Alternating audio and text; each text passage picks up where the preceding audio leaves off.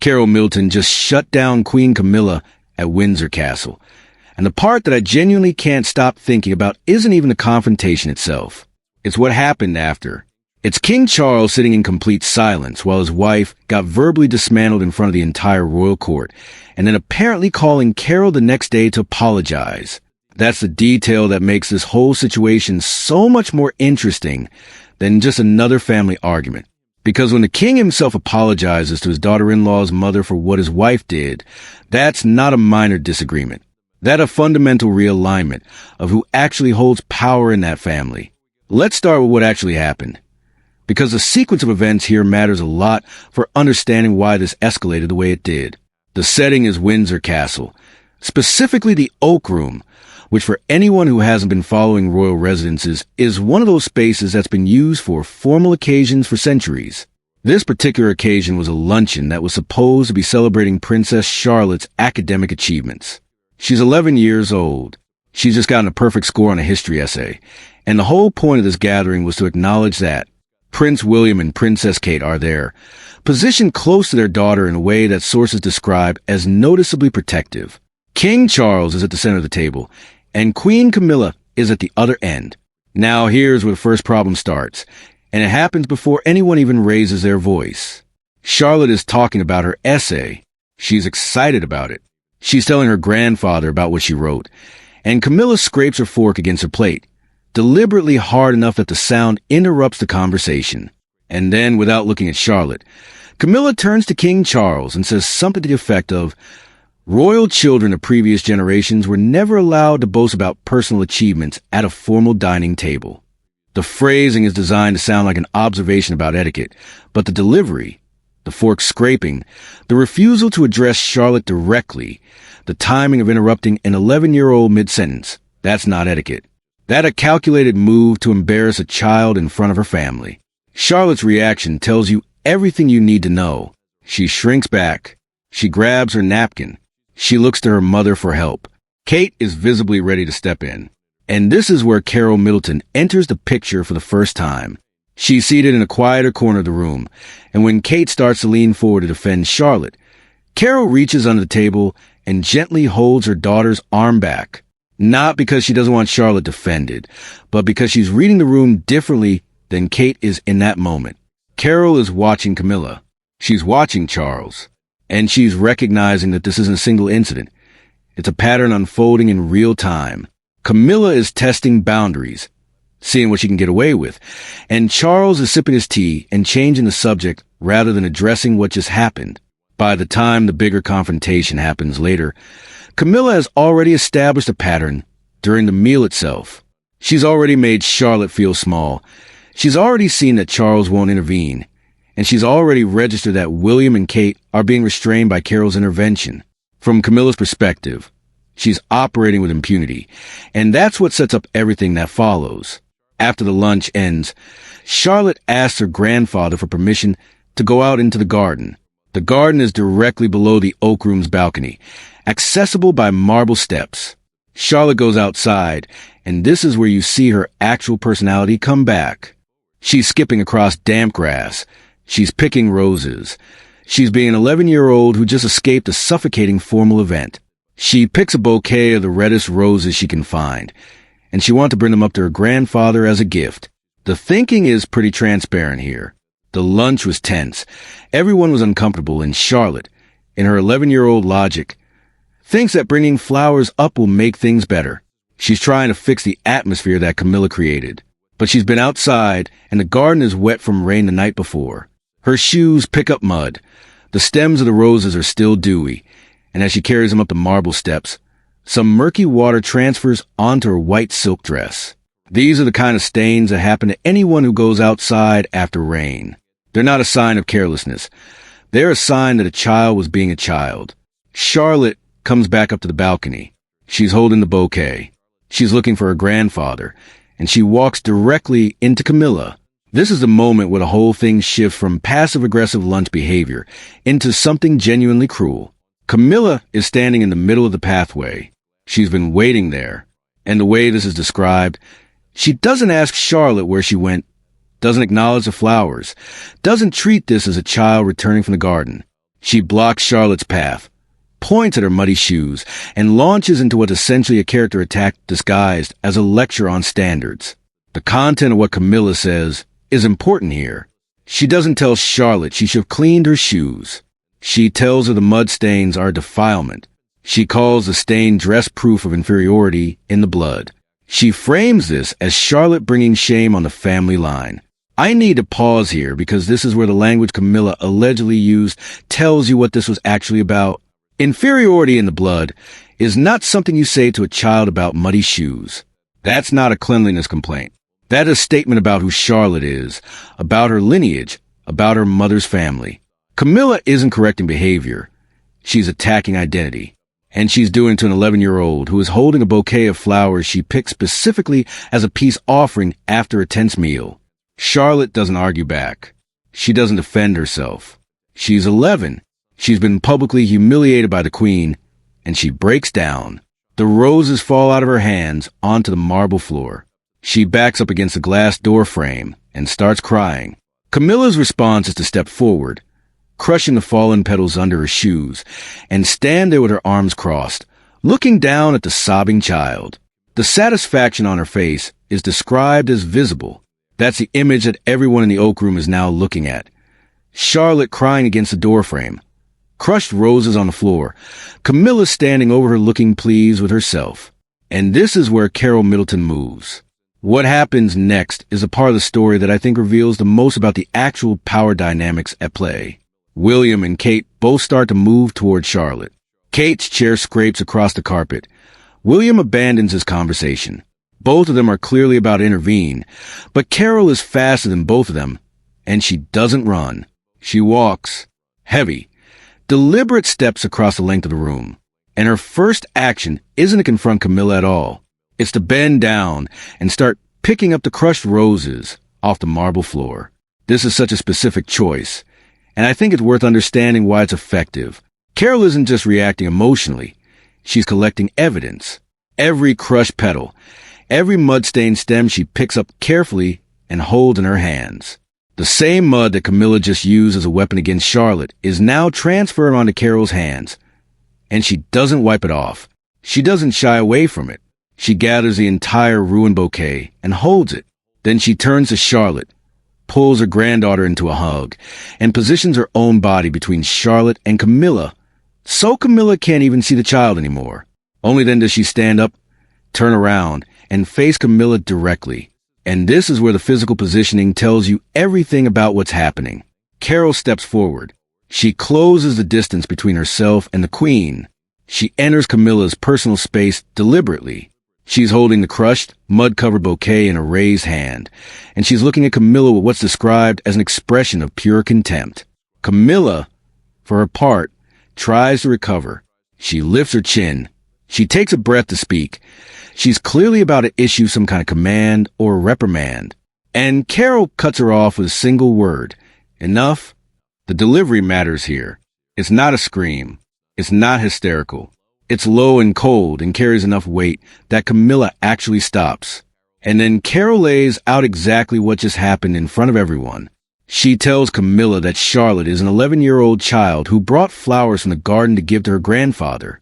She tells her that Charlotte is not a punching bag for anyone's cruelty, crown or no crown. And she specifically names what Camilla did, not as a correction of etiquette, not as a lesson in royal manners, but as psychological abuse, emotional abuse of a child for the purpose of destroying her spirit. That's direct. That's unambiguous. And Carole says all of it while holding the evidence in her hand, with the crushed petals and the mud still visible, while standing between Camilla and the child she just reduced to tears. Camilla's reaction is shock. Her face cycles through expressions, surprise and anger, then humiliation. She's not used to being spoken to this way by anyone, and she's definitely not used to being spoken to this way by someone without a title, someone she considers beneath her. But she can't get a word out because William and Kate have now moved into position. This is the second key moment. William steps in front of Carole and Charlotte, using his height to create a physical barrier. Kate wraps her arms around Charlotte and pulls her close, and the look she gives Camilla has no deference in it whatsoever. The Wales family has formed a wall, and they're all facing the same direction. Carole is holding the evidence. William is providing the physical shield. Kate is protecting Charlotte. And Camilla is standing there with crushed rose petals under her shoes and no one backing her up. So Camilla does the only thing she can do in that situation. She turns to King Charles. She looks at him with an expression that's demanding he intervene, that he defend her, that he punish these people for speaking to the Queen this way. And Charles doesn't move. He's standing there with his teacup shaking in his hand, and he's looking at the crushed bouquet in Carole's hands. And then he's looking at Charlotte's tear-streaked face behind her mother, and he says nothing. He doesn't defend Camilla. He doesn't issue any commands. He doesn't try to smooth things over. He just stands there in silence while his wife's authority evaporates in front of the entire room. That cold, deafening silence from King Charles in the Oak Room was the exact moment the traditional power structure of the British monarchy began to crack. But what followed on a journey back to Adelaide Cottage was where the theoretical shift became an operational reality. Inside the royal vehicle, the atmosphere was thick with a mixture of residual adrenaline and quiet, burning anger. Princess Charlotte was curled up against her mother, Kate, her small shoulders still shaking occasionally as she tried to process the viciousness of the words that had just been thrown at her. The mud stains on her white silk dress, which Camilla had called a symbol of inferior blood, were still drying against the fabric. On the opposite seat sat Carole Middleton, her hands still faintly stained with the wet garden dirt from the ruined bouquet she had gathered off the marble floor. She had not left the evidence behind. The crushed roses were carefully wrapped inside a silk scarf on her lap, looking almost like a miniature crime scene. Prince William sat in the front, staring straight ahead at the road, but his reflection in the rearview mirror showed a cold, hard focus that his security team knew meant he was about to make a decisive move. For years, William and Kate had tried to maintain a tense, polite peace with Camilla for the sake of King Charles and the stability of the institution. But watching an 11-year-old child break down in tears after being subjected to psychological bullying was the absolute breaking point. The last thread of respect William had for his stepmother had evaporated into nothingness. He did not call the palace press office. He did not call the royal lawyers. And he certainly did not wait to go through the official courtiers or the king's private secretary. Instead, William pulled out his personal phone and made a direct call to the head of the Wales family's private security detail. The call, which sources say lasted less than 20 seconds, was brief, precise, and chillingly absolute. William did not ask for advice or permission. He issued a direct operational command. He ordered that, effective immediately, a strict exclusion zone was to be established around his 3 children. Neither Queen Camilla nor any member of her personal staff, advisors, or retinue was to be permitted within 20 meters of Princess Charlotte, Prince George, or Prince Louis under any circumstances. This restriction applied everywhere. Inside the private residences, on the school grounds, near their classrooms, and during any family gatherings. If Camilla or her people attempted to breach this distance, the security team was instructed to intervene physically and immediately, without waiting for royal clearance or discussing the matter with the king's staff. The security chief accepted the order without hesitation because, in the practical hierarchy of royal protection, the safety of the heirs is paramount, and William had just designated his stepmother as a direct threat to his children's well-being. The fact that William could bypass the king completely and implement such a drastic protocol shows exactly how much independence and operational power the Wales household actually commands. Camilla might wear the crown, but she could no longer get near the future of the monarchy. Meanwhile, back at Windsor Castle, the aftermath of the luncheon was unfolding in a very different way. Camilla had retreated to her private office in the East Wing, waiting in a state of high-intensity fury. From her perspective, what had occurred was an unprecedented, treasonous insult to her royal authority. A commoner woman, a grandmother with no title, had stood in a royal residence and publicly reprimanded the Queen of England in front of the king and the entire court. In Camilla's mind, there was only one acceptable outcome: the immediate banishment of the Middleton family from royal properties, a severe restriction on William and Kate's public roles, and a formal, humiliating apology. She paced the room, sipping her tea, waiting for the phone to ring with the news of her victory, or for Charles to walk through the door to tell her how he had handled the insolent commoners. But as the afternoon faded into the evening, the phone remained completely silent. She had no idea that a highly confidential phone call had indeed taken place. But it was not to her, and it was not to anyone she controlled. At the Middleton estate in Bucklebury, Carole's phone rang, showing an encrypted high-level royal communication code. It was King Charles. But this was not the furious reprimand Camilla had expected. Charles did not demand an apology, nor did he raise his voice. Instead, the king apologized to Carole. He expressed his deep regret for what had transpired in the Oak Room and acknowledged that Carole had been entirely correct to step in and protect Charlotte.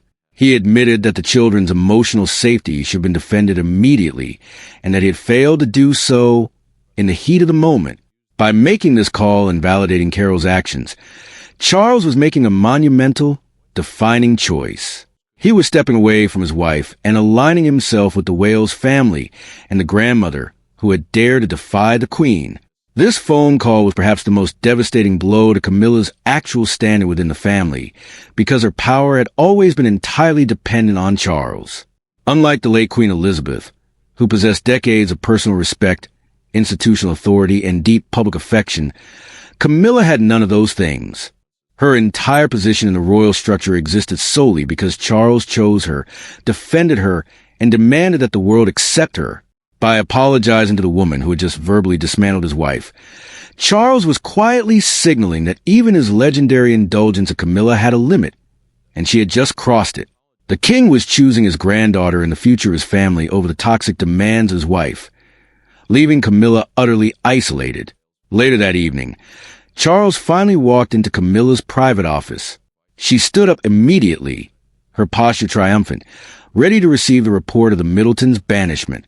She immediately began demanding to know if the insolent family had been dealt with and what consequences Charlotte would face for her defiance and untidiness. But Charles did not approach her. He stood 3 steps away, his hands clasped behind his back, his expression cold and empty of the warmth he usually showed her. He looked at her not as a beloved partner, but with a sudden, sharp clarity. Seeing a woman who was willing to destroy an 11-year-old child's spirit over a bouquet of flowers just to assert her dominance. Without saying a single word, Charles simply turned around and walked out of the room, letting the heavy wooden door click shut behind him. In that silent exit, Camilla realized a terrifying truth. Her husband was no longer her shield. Her crown remained, her title remained, and her rooms in the castle remained, but her power had completely evaporated. She had become irrelevant to the future of the house. She had fought so hard to enter. The silent exit of King Charles from Camilla's private office marked the final, permanent freeze of her influence within the royal household. But the true test of this new reality was how it played out in the weeks that followed. In the high-stakes theater of the British monarchy, power is not always stripped away through formal decrees or public announcements. Instead, it is slowly evaporated through deliberate exclusion, cold distance, and a quiet reassignment of loyalty. For Camilla, the immediate consequence of her cruelty toward Princess Charlotte was a devastating social and political quarantine within her own home. The fortress of Windsor Castle, which she had once climbed so aggressively to conquer, suddenly felt less like a seat of power and much more like a gilded cage. Every single day, the machinery of the royal household continued to turn, but the gears were no longer aligning in her favor.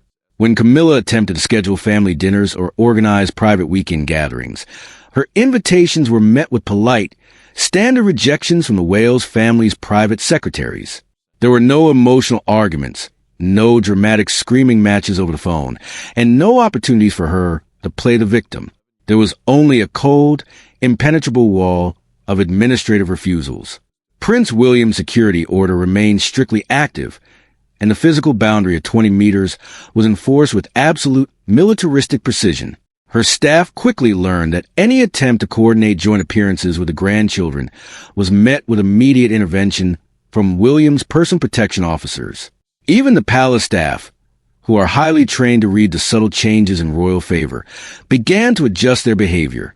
Courtiers who had once scrambled to please the Queen now prioritized the schedules and demands of the Prince and Princess of Wales, recognizing that the future of the monarchy had decisively severed its ties with the present consort. Meanwhile, at the quiet estate in Bucklebury, the healing process for Princess Charlotte was already complete, protected by the fiercely loving environment of the Middleton family. Charlotte spent her afternoons running freely through the expansive gardens, her laughter echoing against the old brick walls of her grandparents' house, completely detached from the suffocating toxicity of the court. She wore comfortable clothes. Her shoes were covered in fresh mud from play with her dogs, and there was no one standing over her to call her lineage inferior or her childhood joys defilement. Carole Middleton stood on the wooden porch, holding a warm cup of tea, watching her granddaughter skip across the wet grass. For Carole, the victory was not about humbling a queen or asserting dominance over the royal court. It was simply about drawing a line in the sand and proving that no crown, no title, and no amount of institutional authority gives anyone the right to abuse a child. Inside the Buckleberry house, the silk scarf that had once held the crushed, mud-stained red roses from the Windsor balcony had been quietly thrown into the trash. The physical evidence was no longer needed because the psychological victory had been permanently secured.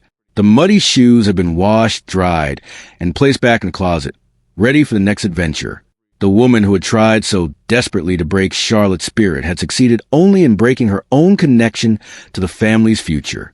This dramatic shift in dynamics also had a profound, lasting impact on the relationship between Prince William and his father, King Charles. For decades, William had harbored deep, quiet resentments over the way Camilla had entered his life and the pain his late mother, Princess Diana, had endured. He had tolerated her presence out of duty and love for his father. But the incident in the Oak Room changed everything. It forced a reckoning that Charles could no longer avoid. In the quiet, private discussions that took place between the King and the Prince of Wales, William made it absolutely clear that the era of accommodating Camilla's hostile behavior was officially over. He presented his father with a choice: protect the future of the dynasty by maintaining a safe, respectful distance between the consort and the children, or face a complete public estrangement from his grandchildren. Charles, looking at the strength of his son and the undeniable justice of Carole Middleton's protective reaction, chose the path of the future. He understood that his own legacy was intimately tied to the emotional stability and strength of the children who would one day inherit his throne. By allowing William's security exclusion order to stand, and by maintaining his cold distance from Camilla, Charles was privately acknowledging that the era of his blind devotion to his wife was dead. The silence that filled the Oak Room was not a sign of weakness or cowardice. It was a heavy silence of father and grandfather finally waking up to the destructive nature of the woman he had married. He had realized with chilling clarity that if he did not stand with his family in that moment, he would lose them forever, leaving him to reign in an empty, bitter isolation. Now, Camilla sits in her East Wing office at Windsor Castle, looking out over the perfectly manicured gardens, listening to the distant, muted sound of family life that she is no longer permitted to touch. She can wear her expensive jewelry, she can ride in the royal carriages during formal parades, and she can sit on the ceremonial thrones during state dinners, but she knows, with absolute certainty, that she is entirely alone. She has no power over the next generation, no input into their education, no voice in their upbringing, and no access to their hearts. The crown on her head had become a meaningless ornament, a heavy piece of metal that cannot protect her from the quiet, devastating consequences of her own cruelty. This entire saga stands as a powerful testament to the true mechanics of power within any family, royal or otherwise. It is a reminder that real authority does not come from formal titles, elaborate ceremonies, or ancient ranks. It comes from the willingness to protect the innocent, the courage to speak truth to cruelty, and the strength to stand as a shield for those who cannot defend themselves.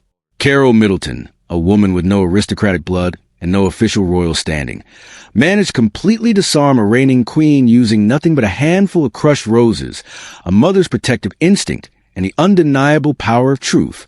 She exposed the ugliness of the consort's actions in front of the entire court. And in doing so, she forced the king to see his wife for who she truly was. As the sun sets over Windsor Castle and the lights flicker on inside Adelaide Cottage, the legacy of this confrontation remains clear. Princess Charlotte continues to grow up surrounded by a wall of fierce, protective love, her spirit unbroken and her joy intact. The monarchy moves forward, not guided by the bitter, outdated standard of the past, but strengthened by the modern, protective boundaries of family that refuses to let cruelty define their future. And Camilla is left to live out her remaining years in the gilded, silent isolation of her own making, wearing a crown but holding absolutely nothing of true value.